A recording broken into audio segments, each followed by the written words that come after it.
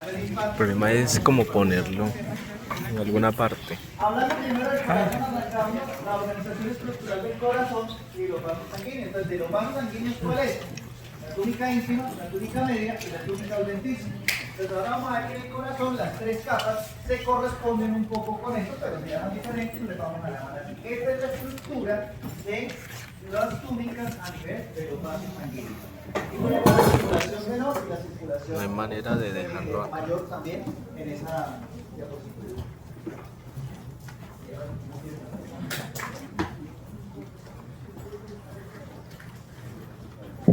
Listo. Entonces vamos con el corazón. Veamos cuáles son sus tres capas. En anato ya vieron esto, ya vieron el corazón. Listo, entonces tenemos que esta sería la luz, digamos que este es el ventrículo, un corte de ventrículo. Sería la luz de esta parte. Entonces tenemos el endocardio, el miocardio, que es el músculo cardíaco como tal, y el epicardio, que es la capa más externa. Entonces, a nivel anatómico, el epicardio corresponde al pericardio visceral, que ya lo vieron ustedes, que hay un pericardio visceral y un pericardio parietal. ¿Listo? El epicardio es el pericardio visceral, perdón. Pero en histología la vamos a llamar epicardio. Porque en histología lo epi es lo externo, entonces epicardio, epineuro, epinicio, todo se dice con esto, es epicardio. ¿Listo? Vamos a ver las características de cada una de ellas. Para mandar así.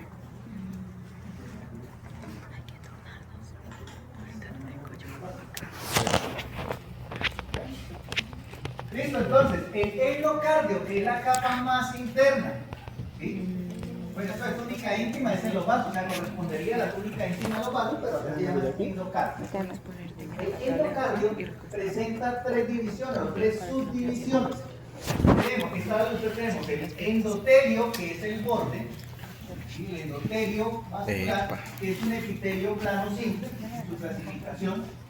Después viene el subendotelio, que es este, que generalmente se ve un poco más oscuro, generalmente, no en todas las placas.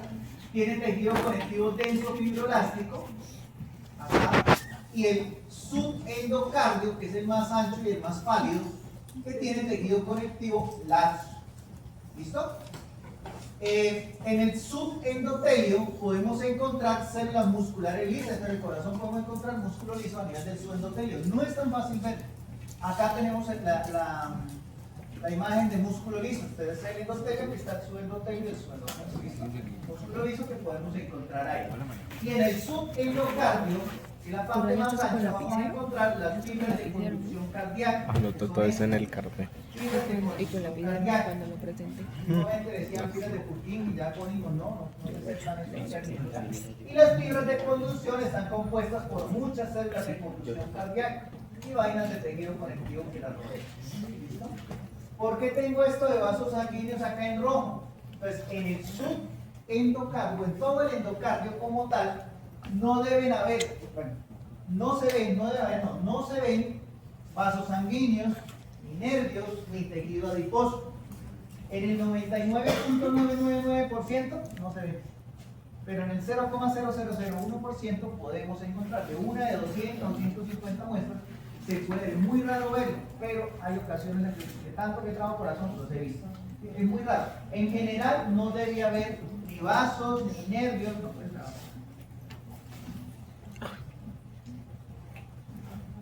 Ni vasos, ni nervios, Ni que se ¿sí? encuentre. Ni tejido adiposo. Nada de esto debe haber ahí en general.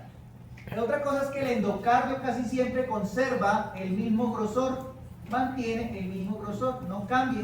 Entonces eso nos ayuda a identificarlo, a diferencia del epicardio. Me devuelvo un poquito. Miren acá, el endocardio entonces conserva su grosor, el epicardio varía, puede ser grueso, delgado, puede variar bastante. Sabemos algunas cosas. Miocardio es el músculo como tal. En los vasos se llama túnica media.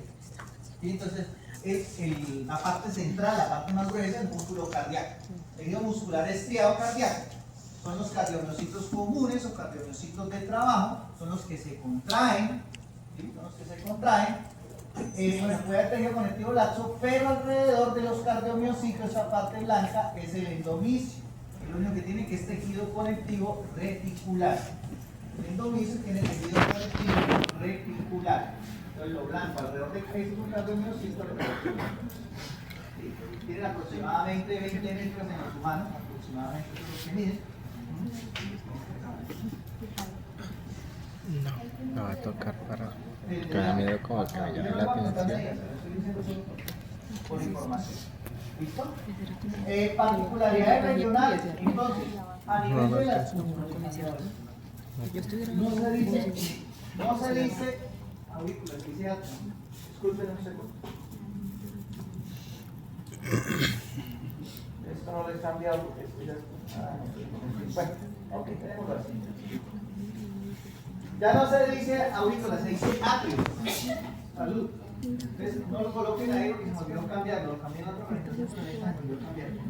Entonces, en los atrios están unos cardiomiocitos que son endocrinos, que producen hormonas, tanto en el atrio derecho como en el atrio izquierdo, pero principalmente en el atrio derecho, 70% de los casos en el atrio derecho y 30%, ahorita vemos un poquito de eso.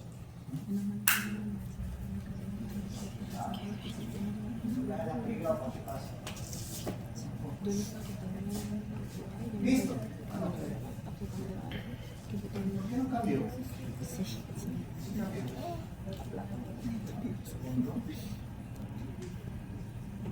Esas son una disposición característica del miocardio, en esa forma, para ayudar a reconocerlo. Entonces empecemos a hablar de los tres tipos de cardiomiocitos. Cierra, por favor, ojo acá con la comida, ¿no? Entonces tenemos tres tipos de cardiomiocitos. Pues los más comunes, el cardiomiocito de trabajo, cardiomiocito común, cardiomiocito contráctil.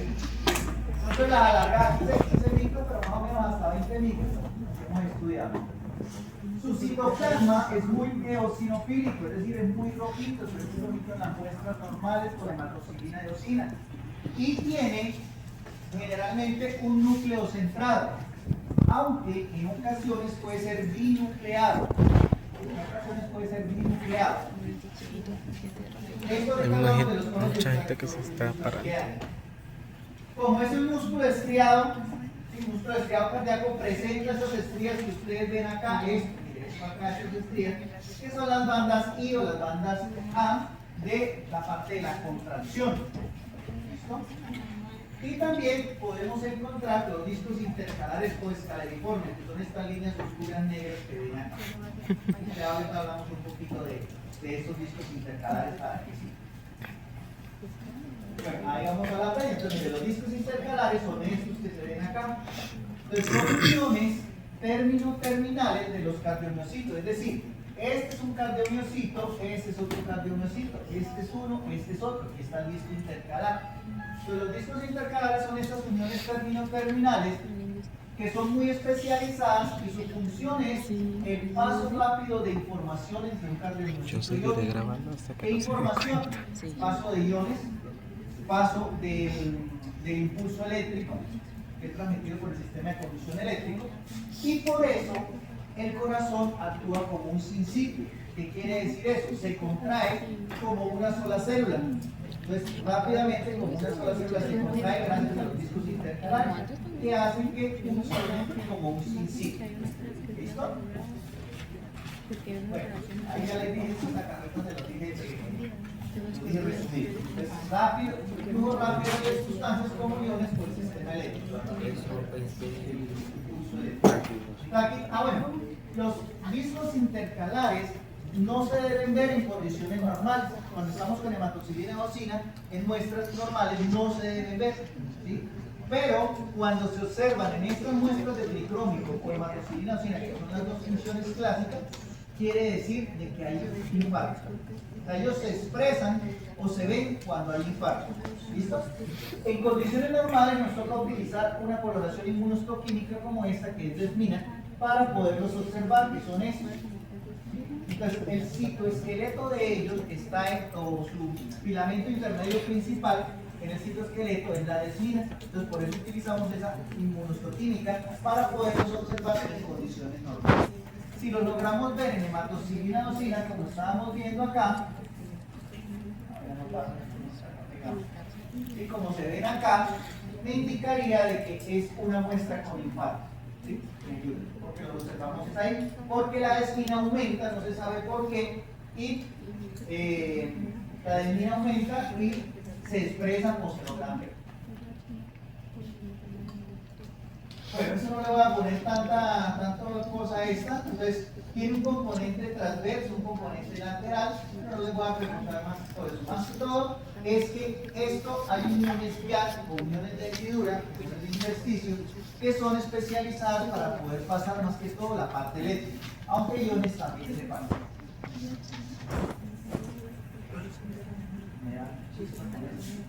Ya es mejor. Tenemos cardiomiocitos endocrinos, un tipo de cardiomiocitos. Pues los cardiomiocitos endocrinos están en los atrios. Quiten esa palabra, ahorita ya no se utiliza. En los atrios. En los atrios. ¿Sí? Son células más pequeñas y estos cardiomiocitos, miren esta micrografía electrónica, este es el núcleo del cardiomiocito. Y los dos polos del cardiomiocito.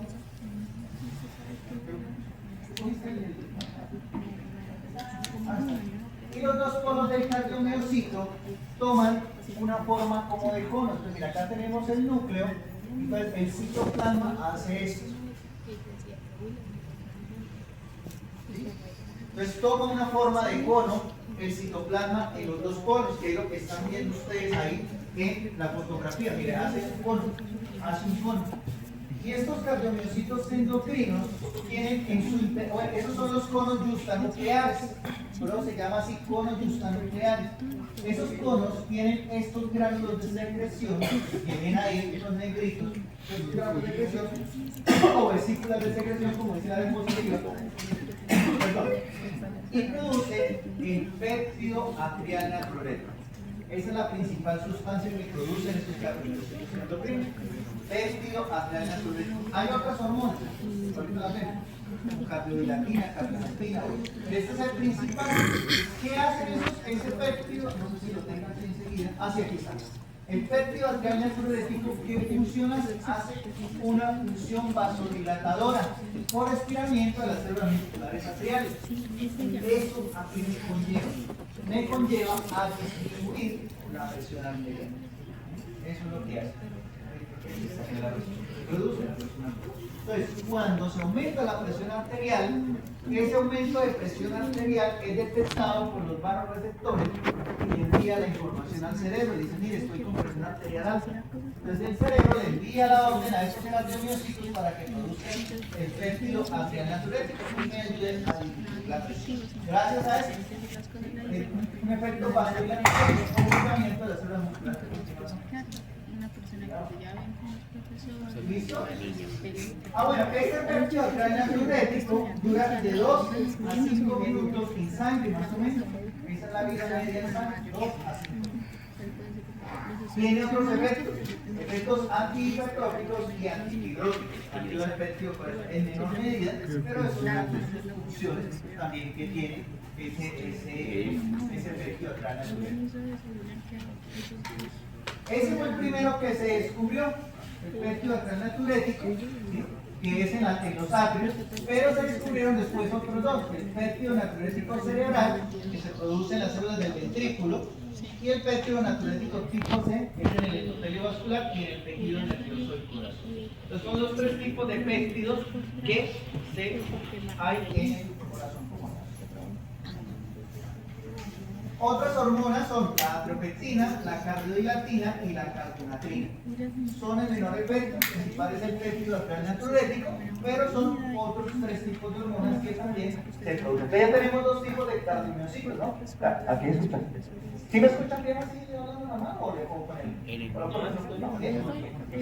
Entonces, ya vimos los cardiomiocitos de trabajo, que son los de contracción, los cardiomiocitos endocrinos que producen las hormonas como tal, y ahora nos quedan los cardiomiocitos de conducción. Los cardiomiocitos de conducción se le dicen a todas las células que hacen parte del sistema de conducción eléctrico cardíaco.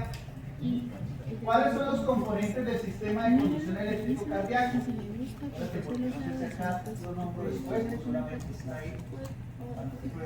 Tenemos el nodo sinoatrial, el nodo atrioventricular, ¿sí?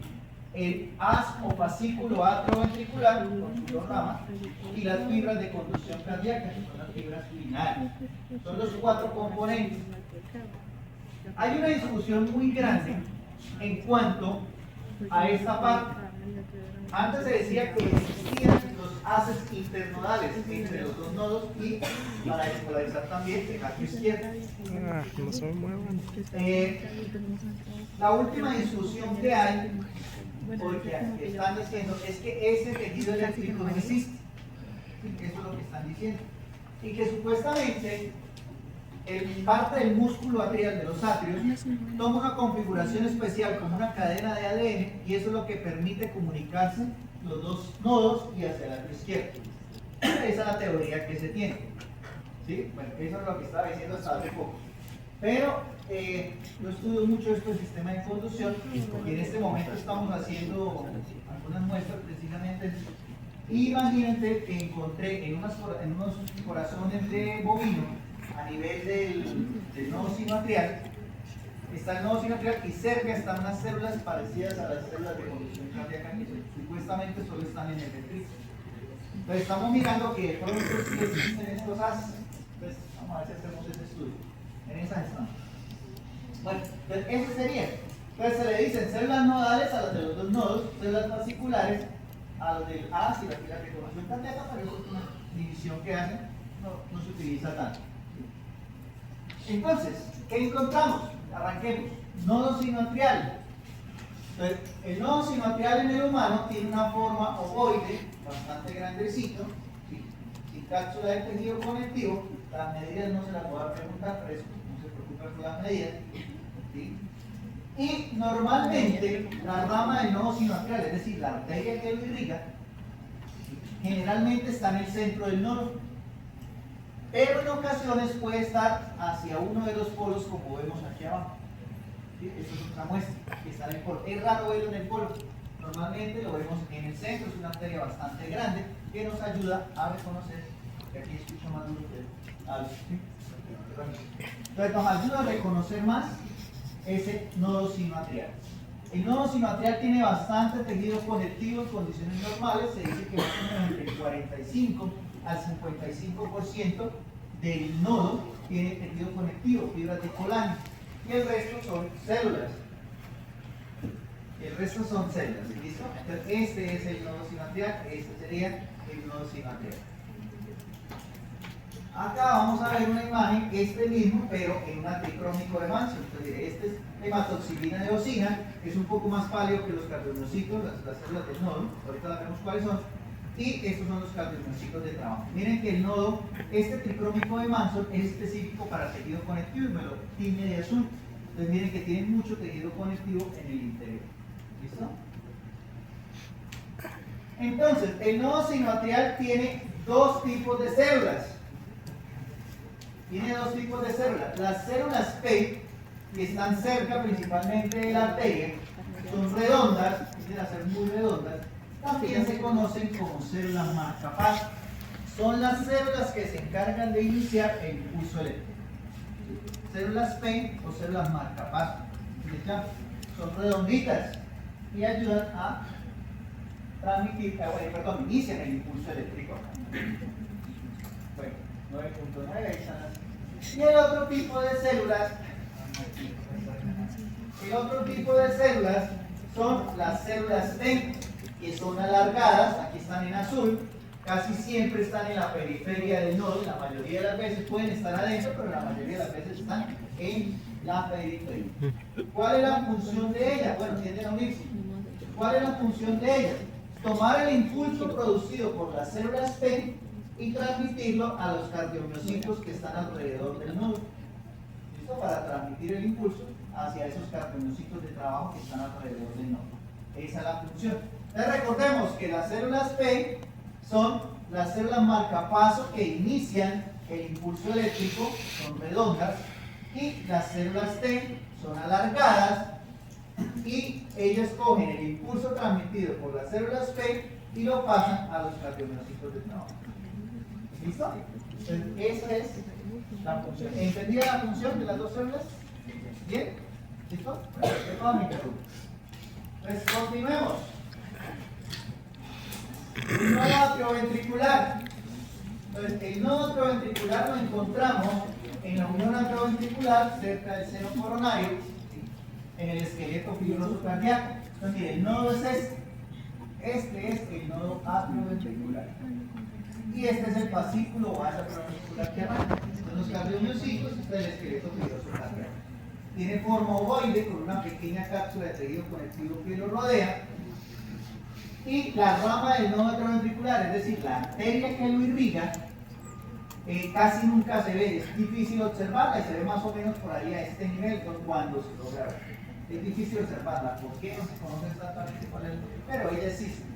En el humano, la del nodo sinoatrial proviene principalmente de la arteria coronaria derecha. Y la de este también viene, esta sí es exclusiva de la arteria coronaria derecha, de la rama retroventricular izquierda, se llama. Acá lo tenemos nuevamente, el esqueleto fibroso cardíaco, los cardiomiocitos. Veamos que es un poquito más pálido que los cardiomiocitos de trabajo. ¿Listo? ¿Qué otra característica tiene en el humano? De todas las especies que hemos trabajado, hemos investigado, en el humano, es que tiene las células más chiquiticas, son más chiquiticas que los cardiomiocitos de trabajo. En el resto de especies son más grandes. Es la única especie que las células de acá son más chiquiticas que los cardiomiocitos. Eso es una característica que tiene el humano. Es muy celular también y tiene mucha vascularización, muchos vasículos sanguíneos. Aquí vemos los vasículos sanguíneos y aquí está el nodo. Entonces, ¿qué células tiene? Tiene las mismas células que tiene el nodo sinoatrial, pero puede cambiar un poquito la función. Tenemos las células P, miren, chiquiticas, redondas, aquí son aisladas con el programa de morfometría. Y observen el tamaño, lo que yo les decía. El tamaño de las células son 18 micros y los cardiomiocitos 23 micros. Entonces, una característica es que son más pequeños y más pálidos. Eso nos ayuda a identificar ese nodo atrioventricular. Entonces, mira, acá están las células T alrededor también. Estas sí tienden a unirse más unas a otras para hacer la función. ¿Cuál es la función de las células P en el nodo atrioventricular? Tienen dos funciones en el nodo atrioventricular. Primero, reciben el impulso proveniente del nodo sinoatrial. ¿Sí? Reciben el impulso proveniente del nodo sinoatrial y lo transmiten a las células T. Esa es su primera función. Reciben el impulso proveniente del nodo sinoatrial y lo transmiten a las células T. ¿Fisiología te doy educación? No. O sea, que la otra semana debe ver esto. Sí. Bueno, hay otra cosa que yo creo que se lo van a decir. En el electrocardiograma hay algo que se llama una pausa fisiológica, que es como una pausa que existe entre los atrios y los ventrículos para la transmisión del impulso eléctrico. ¿Sí? Los atrios y los ventrículos están aislados, no se unen, el músculo está aislado por el esqueleto fibroso cardíaco que les decía ahorita, que es tejido conectivo. Aparte de eso, el esqueleto ayuda a enganchar los músculos. Entonces, eso es un aislamiento que hay entre atrios y ventrículos y existe una pausa fisiológica que es de 0 a 10 segundos para proteger los ventrículos. Es decir, si de pronto en el atrio hay una fibrilación atrial, que es cuando es una arritmia, que empieza a hacer esto, va a 300, 600 veces por minuto. Si pasa al ventrículo el impulso a esa velocidad, el ventrículo se va a parar y hay un infarto masivo fulminante. Entonces, esa pausa fisiológica lo que hace es que ayuda que, por ejemplo, en esos casos protege los ventrículos. En condiciones normales también no debe pasar tan rápido y hace que sea más pausado y pueda garantizarse la contracción continua del corazón. ¿Listo? Eso es lo que hace. Entonces, la segunda función de las células P es producir esa pausa fisiológica que les estoy diciendo a nivel atrioventricular. Esa es la función, las dos funciones de las células P. Y la función de las células T es igual a la del otro nodo.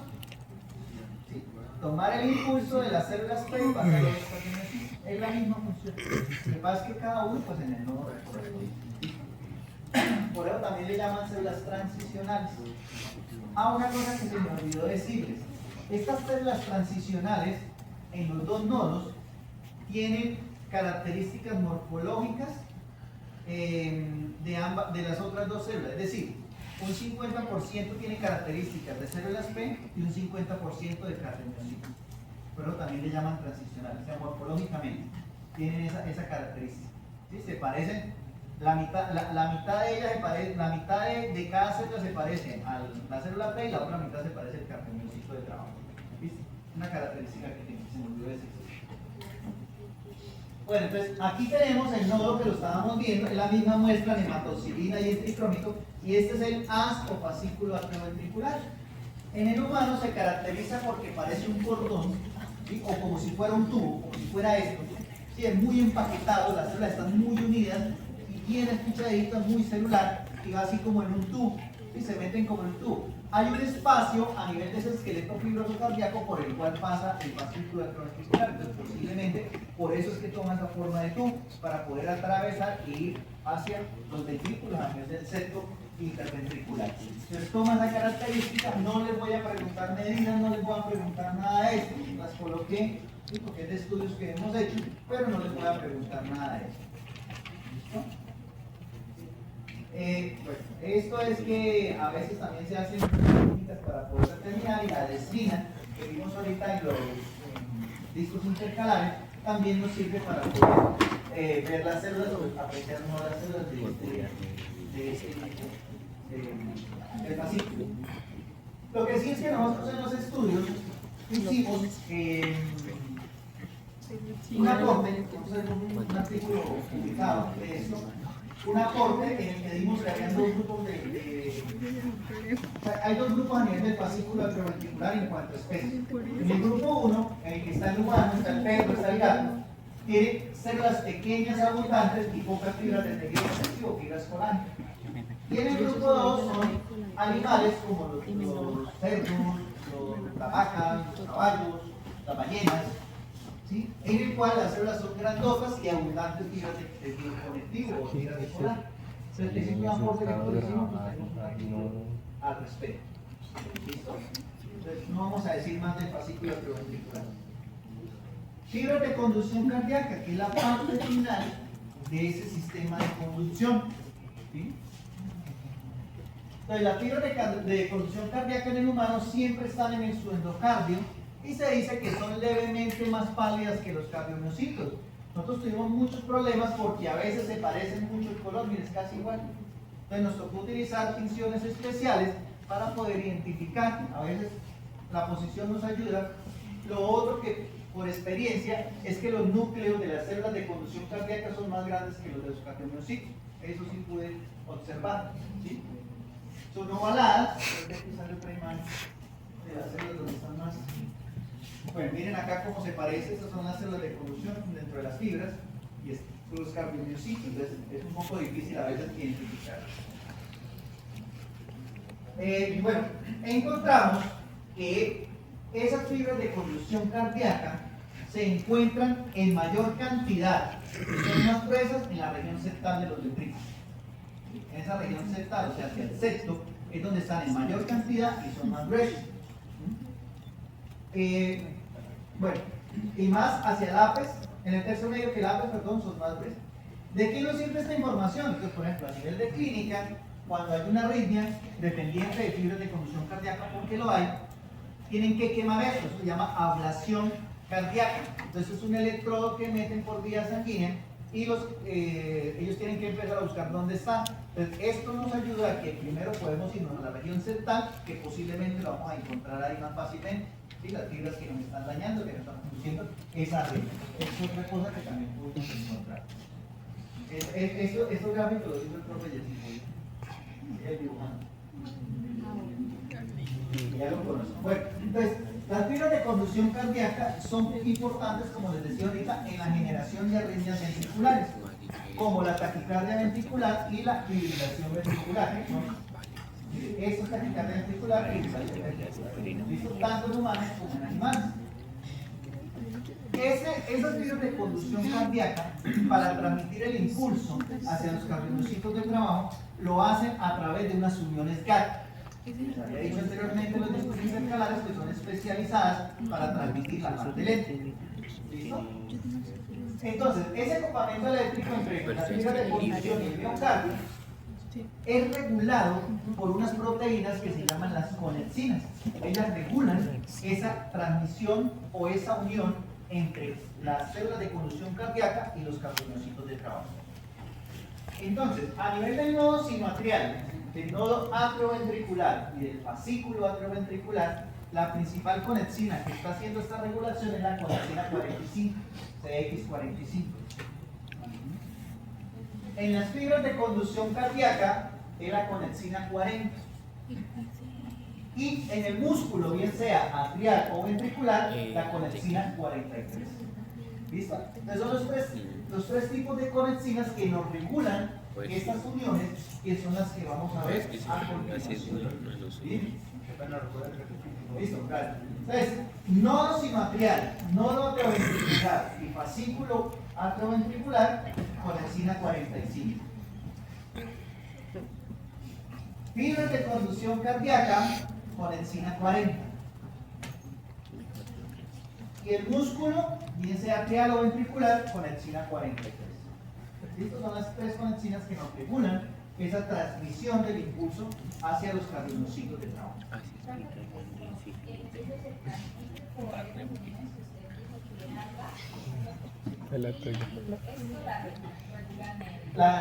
Regula esa unión, el paso del impulso a través de la unión.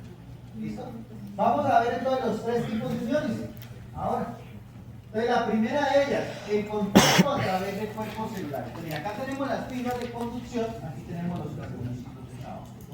A veces se ven las células bien divididas, no se ve en este caso. Miren cómo se une el cuerpo del cardiomiocito con el cuerpo de las células de conducción o de las células de conducción. Y son uniones directas, son las uniones más comunes. Son uniones o contacto a través de cuerpos celulares. Entonces, de esta manera llega el impulso hasta acá y se lo transmite a los cardiomiocitos para que se contraigan. ¿Listo? Entonces, esta es la unión más común. Después viene el contacto a través de prolongaciones celulares.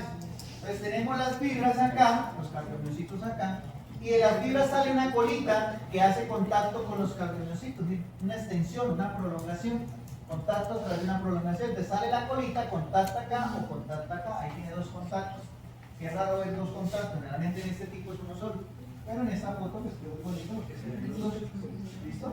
Entonces contacto a través de prolongaciones celulares. Y finalmente, el contacto a través de células transicionales o células T. Acá también hay otro tipo de células T diferente a las que hay en los nodos, no son iguales. Entonces, acá tenemos las fibras de conducción que son estas. Después viene una que es muy similar, pero es delgadita, que es la célula T y los cardiomiocitos. Es un contacto indirecto. De acá pasa acá y de acá pasa acá el impulso eléctrico. Es un contacto a través de células T, o células transicionales. Ahí está. Entonces son los tres tipos de contactos que podemos encontrar y por la manera como el sistema eléctrico del corazón, el sistema eléctrico de conducción cardíaca, me transmite el impulso hacia el corazón, hacia los cardiomiocitos de trabajo. ¿Listo?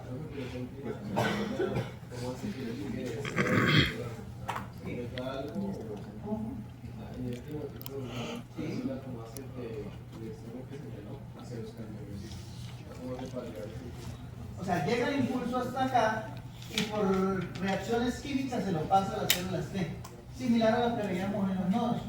Y en las células T se lo pasa a los cardiomiocitos. ¿Sí? Ya pues son por puras reacciones químicas que lo hacen.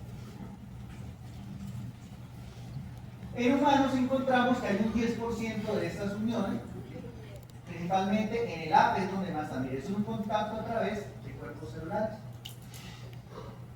El contacto a través de una prolongación y el contacto a través de células T, células T. Y esa animación.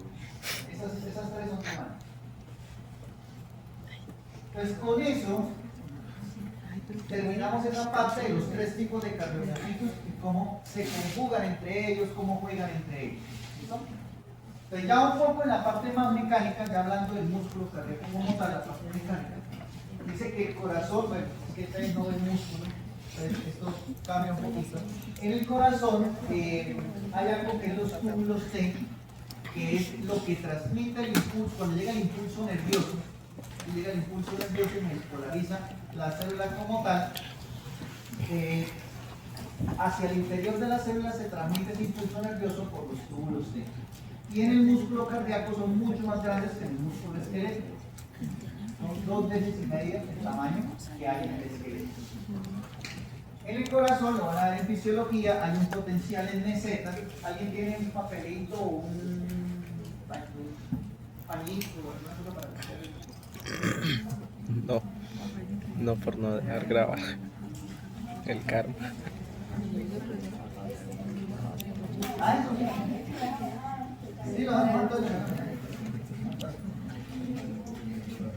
No le regalen nada.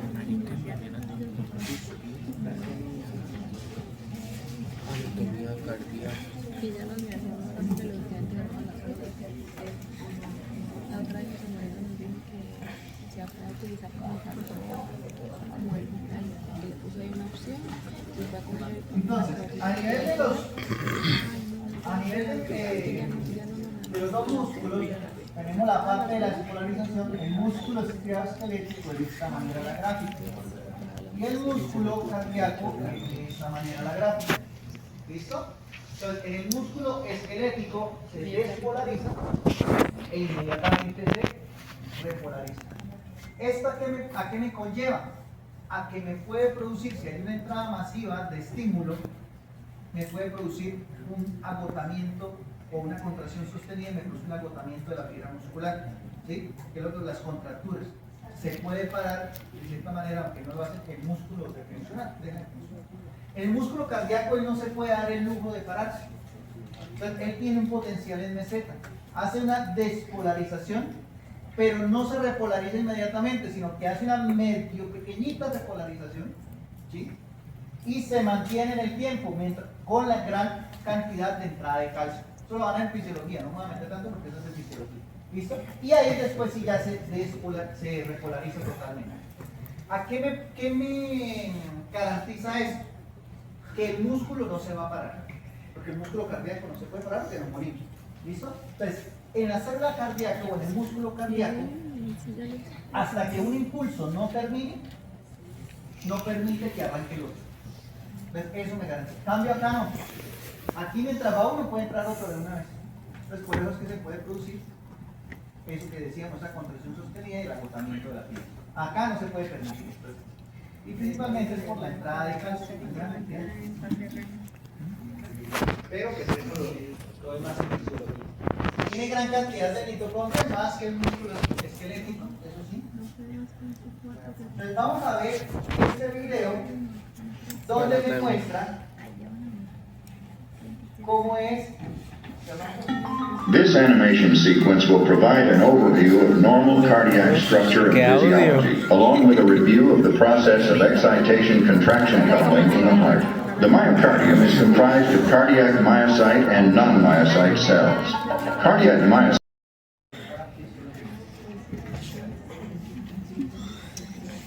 ¿A qué hora se acaba esta clase? Bueno, nos faltaba, habíamos visto el endocardio, me faltaba la capa más externa, el epicardio. ¿Y ya? ¿Se termina? Nos faltaba, que es el epicardio. Entonces, en los vasos sanguíneos correspondería a lo que es la túnica adventicia. Y les dije que era el pericardio visceral anatómicamente. Entonces, el epicardio tiene el mesotelio, que es el epitelio que lo rodea, que es un epitelio plano simple. ¿Listo? Y tiene el subepicardio, que es este, que se caracteriza porque puede variar de grosor, puede ser así delgadito y después volverse anchísimo. ¿Sí? Entonces, es una diferencia con el endocardio que le dije que se mantenía. Se caracteriza porque tiene gran cantidad de tejido adiposo. Encontramos vasos sanguíneos, arterias, venas, nervios, hasta ganglios cardíacos, ganglios nerviosos cardíacos. También podemos encontrarlo. Entonces, todo esto sí se encuentra en ganglios vegetativos como dice, todo esto sí se encuentra a nivel del epicardio. ¿Sí? Que decíamos que en el endocardio no debería existir, no debería estar.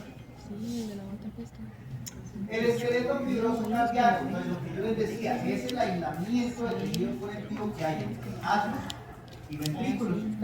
¿Cierto?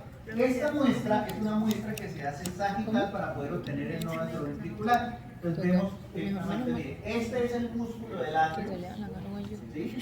Este es el esqueleto fibroso cardíaco y este es el músculo del ventrículo. Lo mismo acá, miren. Entonces el músculo del atrio, el esqueleto fibroso y el músculo del ventrículo. ¿Listo? Ahí lo tenemos. Acá también está en esta parte. Entonces, ¿qué podemos? Bueno, fíjense que es un tejido conectivo denso y regular, puede tener estas tres partes, pero realmente identificarlas es muy complicado. ¿Qué podemos encontrar en ese esqueleto fibroso cardíaco? Nervios, ganglios, las valvas de las válvulas cardíacas, atrioventriculares puede ser, ¿sí? Es lo que podemos observar a ese nivel. Esto, pues solamente lo va a pasar muy rápido porque esto es de anatomía.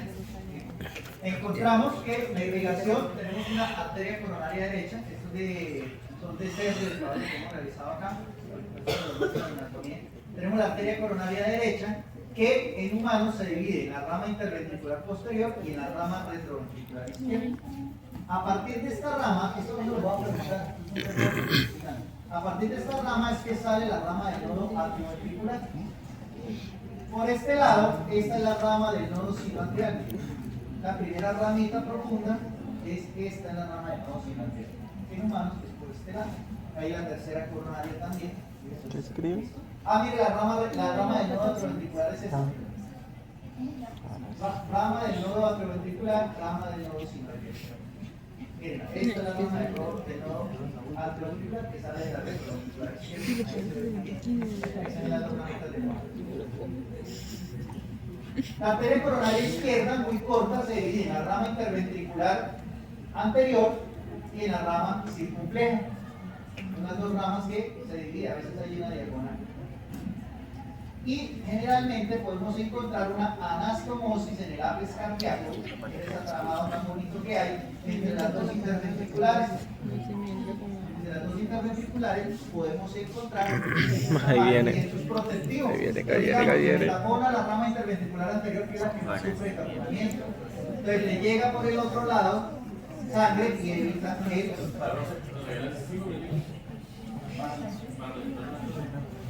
y hermano, si quiere denme porque es que empecé la tarde porque no servía el video y no sé cuánto me queda acá. No sé, me queda todavía bastante. Espérenme un momentico si quieren. ¿Pueden venir ahorita? Es que estoy con Ya dijo que no. Uy.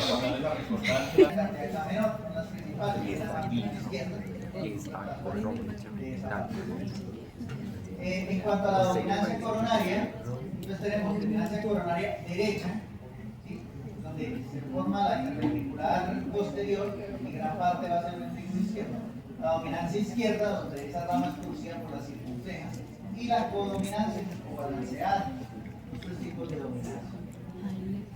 También tenemos los puentes miocárdicos, que tenemos acá como brazo de la arteria, tipo 1, más o menos solo vaso, tipo 2, dos puentes en el mismo vaso, y tipo 3, dos o más puentes en el Esto es un estudio que hicimos con el profesor Ballesteros, puentes miocárdicos, mira acá está el puente miocárdico aplastando la arteria no se debe ver así desfigurada, pues está aplastada, y aparte de eso tiene placa aterómica, encontramos la relación, está jodido por dos lados. Esto es parte de los estudios que también nosotros hicimos, que hemos hecho, una de las publicaciones.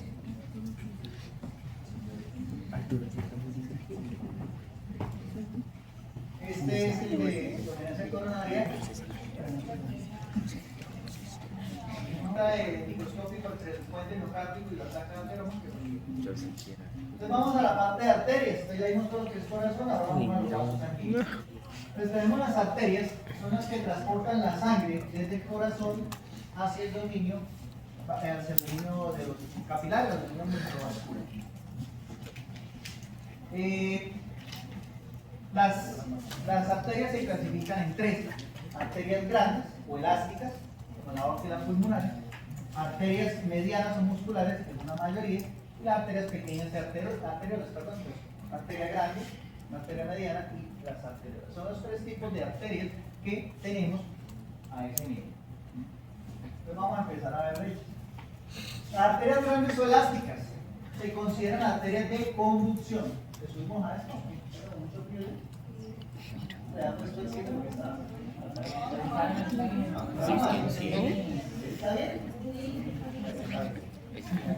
En 7 está casi. Listo, entonces las arterias son de conducción, es decir, regulan el flujo sanguíneo, lo llevan, lo transportan hacia, digamos, los sistemas, por decirlo de alguna manera. Son grandes arterias de un diámetro mayor a 100 milímetros, aorta, pulmonar, labio, carótida. Esto lo hemos dicho en la primera diapositiva, que los vasos sanguíneos tienen las tres túnicas, túnica íntima, túnica media y túnica alta. La túnica íntima está acá, entonces tiene el endotelio vascular y el subendotelio, la capa subendotelial. ¿Sí? Como dice ahí, subendotelio, capa subendotelial. Entonces el endotelio es un epitelio plano-cine. La capa subendotelial es un tejido conectivo laxo, diferente como en el corazón del subendotelio. Y presenta la lámina elástica interna o limitante interna. En las arterias elásticas no es fácil ver esta lámina elástica interna o limitante interna. Y casi no se ve. Sí, que debería decir que es esta primera, pero casi no se ve realmente. En cambio, las arterias musculares sí se ven muy bien.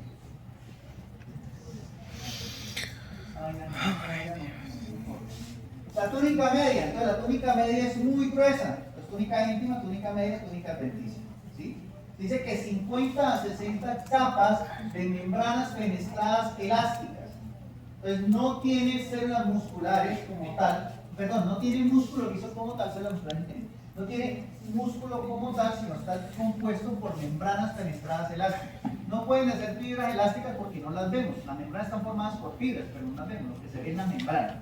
Las membranas fenestradas elásticas, ahorita vemos una imagen que tengo ahí, parece el labrado de una llanta, que es lo que le da acuerden que la aorta no tiene nervios, sino ella se contrae o se dilata gracias a la fuerza del corazón, es decir, a la sístole ventricular. Entonces, si hay sístole ventricular, ¿qué pasa? Como es como si fuera un caucho, se estira, se dilata. Y cuando pasa, ya la sístole que viene la diástole se contrae. Pero no tiene nervios que hagan esa función, sino se hacen mecánicamente. Y eso es lo que hace la aorta. Dentro de las paredes encontramos unas células musculares lisas modificadas que se llaman células racemosas. Miren, acá. Estas células racemosas son las únicas células musculares que no cumplen su función de células musculares, es decir, no ayudan a contraer, no hacen eso. Ellos lo que hacen es producir las membranas fenestradas y mantenerlas. ¿Sí? Las producen y las mantienen. Eso es lo que hacen esas células racemosas. La túnica adventicia es delgada, tejido conectivo laxo. Y aquí sí hay algo que nos interesa. Bueno, esto aquí me equivoqué, esto es de las arterias, esto no es de estas arterias, no, de las musculares, esto está mal aquí. Aquí yo por qué no le coloqué vaso vacío. Ah, no, el vaso vacío no está. Nervios no. Entonces, ¿qué pasa? Como es tan ancha, ¿sí? Ella no puede nutrir su pared media o su túnica media de la sangre que viene por la luz del arterio. Solamente un tercio de esa pared se puede nutrir por difusión. Entonces quedan 2 tercios que le tienen que nutrir de alguna manera. Salud, no se puede hacer por ahí. Entonces, en la adventicia existen unos vasitos chiquiticos que pueden ser arteriolas o vénulas que se conocen como vasa vasorum. Y ellos son los que se encargan de irrigar los 2 tercios externos de la túnica media, para que no se quede sin flujo sanguíneo, sin oxígeno, sin nutrientes. Entonces, los vasavasorum son los que nutren los 2 tercios externos de la túnica media de esas grandes arterias. ¿Listo? Entonces, ahora vienen las arterias medianas o musculares, ahí las tenemos. ¿Sí? ¿Qué diferencia con la otra? Que este es muy compacto, porque sí es músculo liso. Sí tienen músculo liso, son muy compactos. Los otros tienen espacio. Son arterias de distribución y son las más numerosas. Muchas. Femoral, tibial, ¿sí? Radial, oblígea. Hay muchas de estas arterias de tamaño mediano. Entonces veamos, la túnica íntima. Entonces, la túnica íntima, bueno, acá no se ve bien la túnica íntima, tiene endotelio vascular, el subendotelio Y en las arterias musculares se caracteriza porque tiene una gran lámina elástica interna. Miren, ahí está, se ve muy bien. Acá es esta, ¿sí? Se ve muy bien, muy característica. Sí, miren, el cielo, esta aquí que parece un chusquito. En la túnica, perdón, en las elásticas, la lámina elástica externa estaría acá, sí se ve muy bien. Entonces, ojo, en las elásticas, la limitante externa se ve muy bien, pero la interna casi no se ve. Y en las musculares es al revés, la interna se ve muy bien y la externa casi no se ve. Esto está al contrario. Bueno, digamos, la túnica media, entonces tienen fibra muscular lisas, dependiendo del tamaño de la arteria. La lámina elástica externa, como les decía, es menos definida, no se ve muy bien.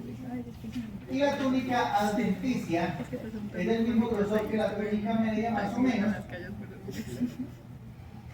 Tiene tejido conectivo laxo, dice que basado, aquí sí hay nervio vasor, o sea, hay nervios porque las arterias musculares sí tienen control simpático y parasimpático. ¿Listo? Ellas sí tienen el control simpático y parasimpático. Entonces miren acá, miren, la túnica íntima, donde se ve la lámina elástica interna muy bien, igual que acá. Este es el subendotelio, la túnica media y la túnica media. ¿Listo? Aquí se ve muy bien la lámina elástica también. Los varoreceptores se los había nombrado hace un rato. ¿Se acuerdan cuando les dije el péptido atrial natriurético? ¿Qué es lo que hace el péptido? ¿Qué es lo que hace el péptido atrial natriurético? Es un vasodilatador y eso que conlleva. Disminuye la presión. Disminuye la presión arterial. Muy bien, muy bien. ¿Sí? Acuerden que 70% en el lado derecho y 30% en el izquierdo que produce ese péptido.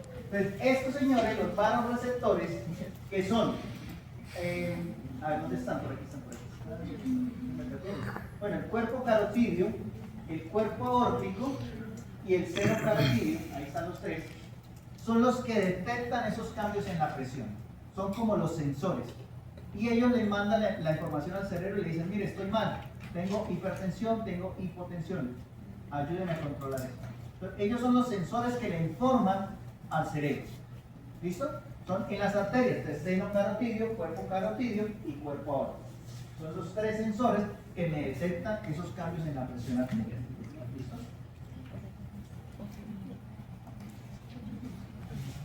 Ay, ¿será que ya va a decíamos que las terminar? arterias valvulares son hacia la parte más interna de los tejidos, es decir, va hacia los capilares.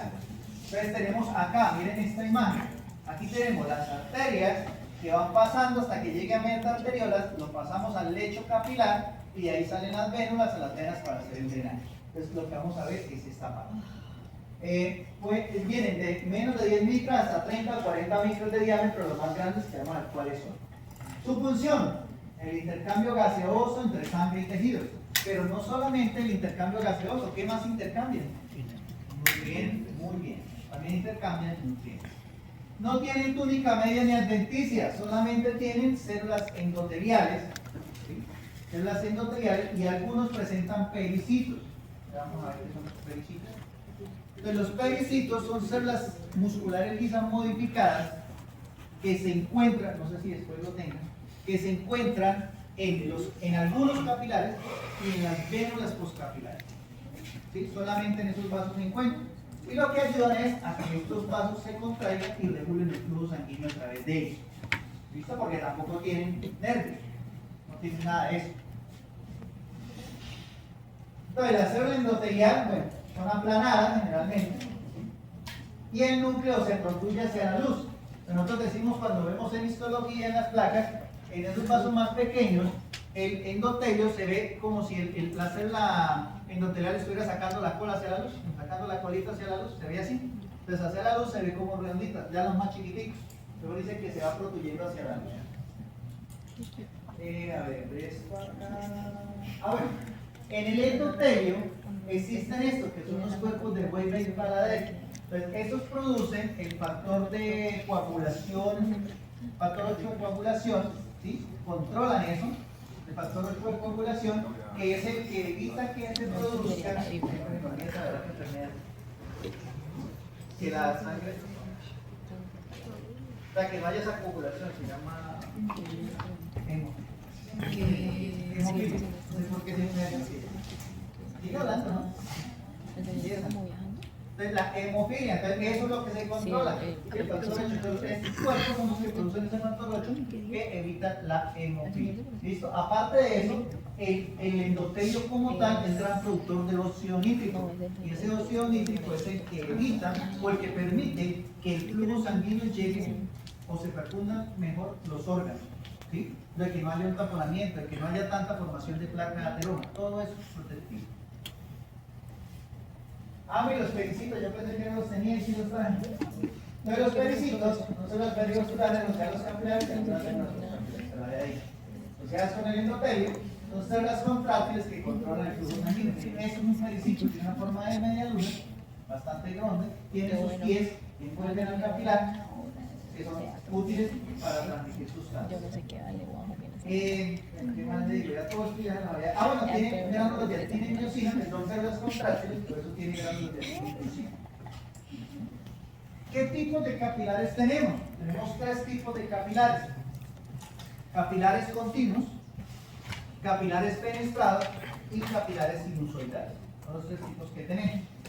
Dependiendo del tejido donde estén, porque no podemos reconocerlo así a simple vista en nuestras histológicas, vamos a ver. Hay otra clasificación, tipo 1, tipo 2 y tipo 3. Pero no debemos mezclarlas, no podemos decir capilar tipo 1 continuo, porque está mal. O me digo una clasificación o digo la otra. Pero no podemos mezclar las dos. ¿No? Los capilares continuos son los más comunes. Tienen su estructura o su pared es totalmente lisa. Casi no producen intercambio de sustancias. Lo encontramos en el tejido conectivo, en el tejido muscular, en el tejido nervioso, ¿sí? En pulmones, en piel, todo eso podemos encontrar esos capilares continuos. Son los más abundantes, endotelio vascular interrumpido, lo que les decía. Aquí es donde encontramos los pericitos principalmente. En los capilares continuos es donde vamos a ver pericitos. ¿Sí? En los otros ya prácticamente no hay. A veces pasa, a veces no pasa. Capilares fenestrados o tipo 2, ¿dónde se encuentran? En el tubo digestivo, en el riñón y en las glándulas endocrinas. Entonces, en estos órganos sabemos que son tipo 2. ¿No? Presentan poros o fenestras o ventanas, también se le puede decir.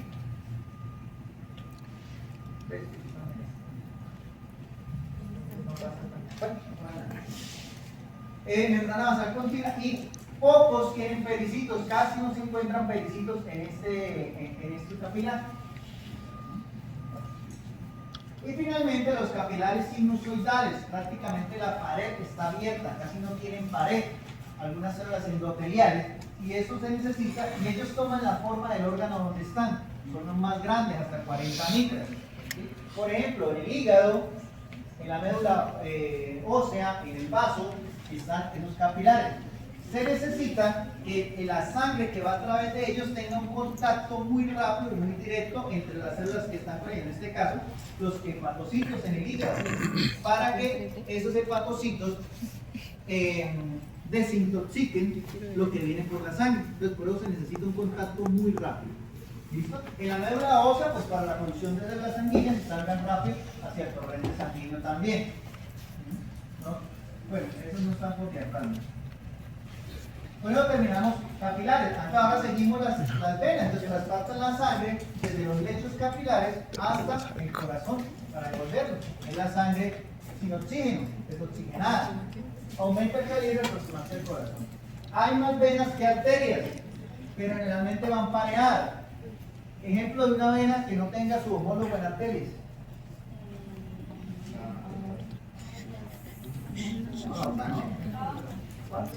No, son arterias, ojo.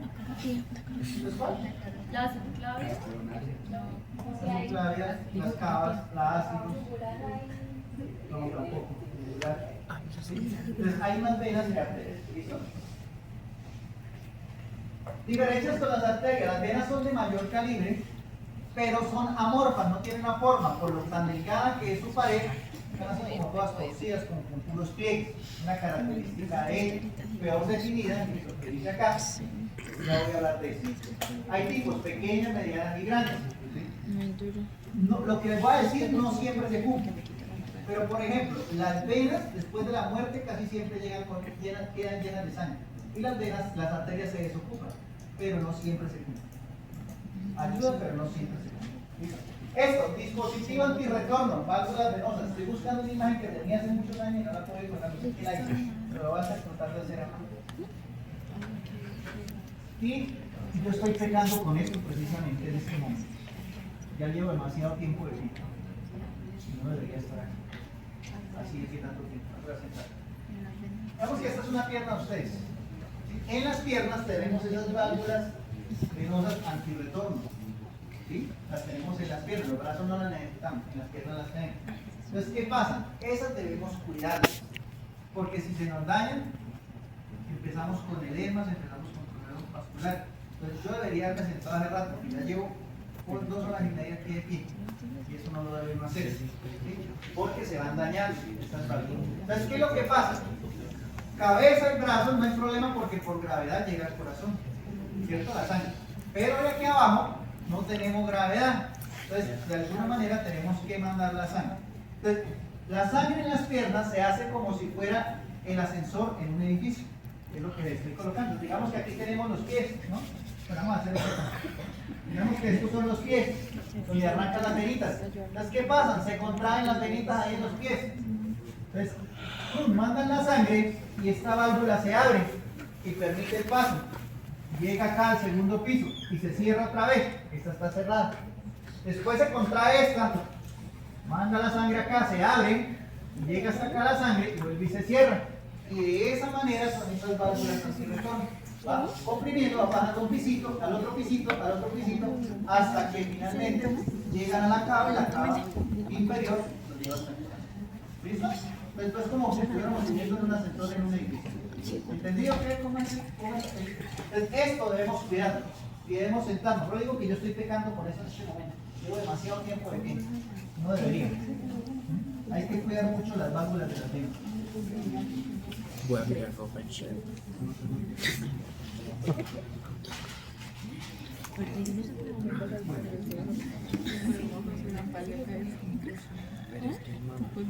Bueno, venas pequeñas poscapilares, tenemos las más pequeñas, tienen pequeñitos, les repito, tienen una túnica íntima con miren, entonces acá tenemos las arterias, las arteriolas, las metarteriolas, los capilares, donde hay el intercambio gaseoso, entra acá, entonces sale oxígeno y nutrientes, y aquí sale CO2 para ir por el sistema venoso.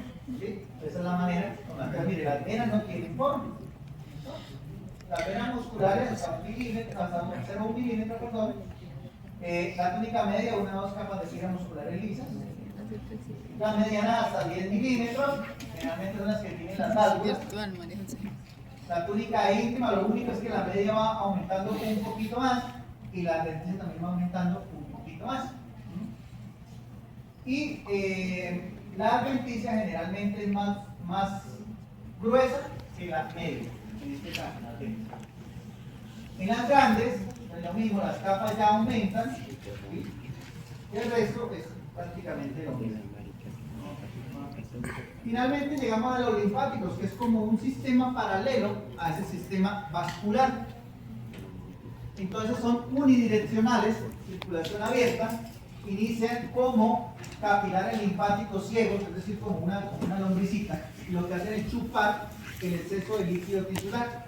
Lo chupan, ¿sí? Lo sacan, eso es lo que nos permite que no nos produzca tampoco tanto edema. Pero chupan ese exceso de líquido extracelular y lo llevan a través de los capilares, después de los vasos linfáticos, que pasan por los ganglios y van a los conductos mayores.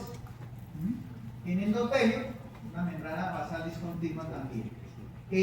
¿Por qué estos vasos linfáticos pasan por los ganglios linfáticos? Ustedes que están en microbiología, ustedes es muy importante. Porque ahí se encuentran los linfocitos T, ¿Por qué? ahí se encuentran los linfocitos T y los linfocitos B para hacer el reconocimiento de antígenos. ¿Para qué? ¿Para qué? No, está bien, pero ¿para qué que no le escuché? Que no te escuché.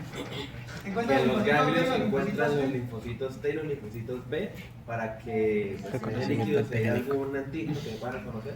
Eso, muy bien, para limpiar esa linfa de todo eso que pueda llegar y que pueda entrar esos antígenos. Muy bien. Eso es lo que hace para que cuando ya lleguen los linfáticos mayores ya vaya limpio y vaya a reincorporarse al sistema vascular nuevamente. ¿Listo? Esos vasos linfáticos siguen y llegan a los dos conductos principales, que es el torácico mayor y el linfático derecho, que generalmente desembocan en la yugular, para reincorporarse al sistema vascular nuevamente. ¿Listo? Gloria a Dios. Hemos terminado.